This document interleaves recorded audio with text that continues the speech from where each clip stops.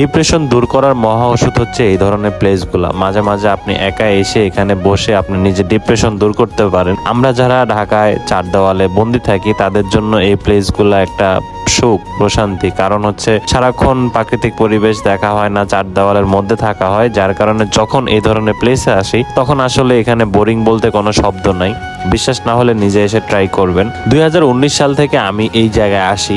So প্রথম দিকে এরকম কিছুই ছিল না, এটা ছিল এক ধরনের সিনেম্যাটিক অবস্থা ছিল, বাট বর্তমানে এটা পুরোটা একটা ন্যাচারাল প্লেস হয়ে গেছে, যেখানে কিনা আপনি চাইলে নৌকা ভ্রমণ, খাওয়া দাওয়া এবং সি বিচের মতো ফিল নিতে পারবেন, যেগুলো কিনা আগে ছিল না। আর এখন 300 ফিট পূর্বাচল অনেকটা সাজানো গুছানো হচ্ছে। হয়তোবা আজ থেকে 5 বছর পরে আমরা আসলেও এই ধরনের ফিল পাবো না, কারণ তখন ঢাকার মতোই অনেকটা এই পরিস্থিতি হয়ে যাবে।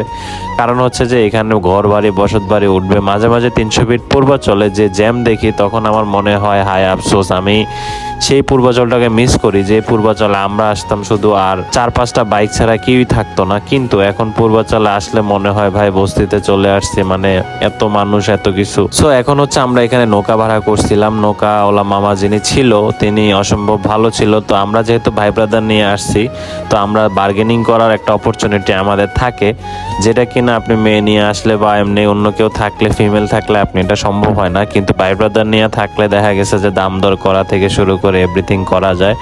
তো আমি আসলে নিজের ডিপ্রেশনটাকে কিছুটা কিল করার জন্য আমি এখানে আসলাম এবং একটু ন্যাচারাল ফিল নিচ্ছিলাম। সো শ্যুটগুলো হচ্ছে ন্যাচারাল শ্যুট, কারণ হচ্ছে আমি এখানে কোনো অভিনয় করতেছি না, জাস্ট বসেই ছিলাম। সত্যি কথা বলতে আমার পূর্বাচলে আসার একটাই কারণ হচ্ছে, সেটা হচ্ছে প্রাকৃতিক পরিবেশের কারণে। সকাল থেকে সন্ধ্যা পর্যন্ত সারাক্ষণ চার দেওয়ালের মধ্যে থাকায় এই ধরনের ফিলটা নিতে পারি না, যার কারণে মাঝে মাঝে পূর্বাচল আসি। এমনকি কেউ যদি নাও আসে আমি একা একা আসি। সো 2019 সাল থেকে আমার গাড়ি অলমোস্ট এখন 60-এর উপরে চলে, 60,000 কিলোর উপরে। এর মধ্যে আমার কাছে মাঝে মাঝে মনে হয় 40 থেকে 50,000 কিলো আমার শুধু পূর্বাচলেই আছে। এবং কত টাকার তেল, কত টাকার কি যে আমি খরচ করছি সেটার বলার বাহিরে। কিন্তু দিন শেষে আমরা সবাই নিজেদের হ্যাপিনেস খুঁজি। সো এই হ্যাপিনেস খোঁজার জন্য হইলো একজন বাইকারের তেল পোড়ানো উচিত। তো সেটাই পরে আমরা এখানে আসি শান্তির জন্য। সো এত সুন্দর রিল্যাক্সের একটা জায়গা আপনি চাইলে ঢাকা শহরে পাবেন না। সো মাঝে মাঝে ঢাকা থেকে বের হয়ে এসেও আপনার এই ধরনের সুন্দর সিনারি সাক্ষী হইতে হবে। সত্যি কথা বলতে আমরা এই ধরনের দৃশ্যের জন্য ঢাকার বাইরে যাওয়া লাগে না, ঢাকার আশেপাশে আসতে হবে। সো এখন আমি বলবো এই জায়গায় আপনি আসবেন কিভাবে। এটা হচ্ছে 300 ফিট পূর্বাচল। আপনার 300 ফিট পূর্বাচল আমাদের যে বাণিজ্য মেলার একটু আগেই হচ্ছে এই জায়গাটা।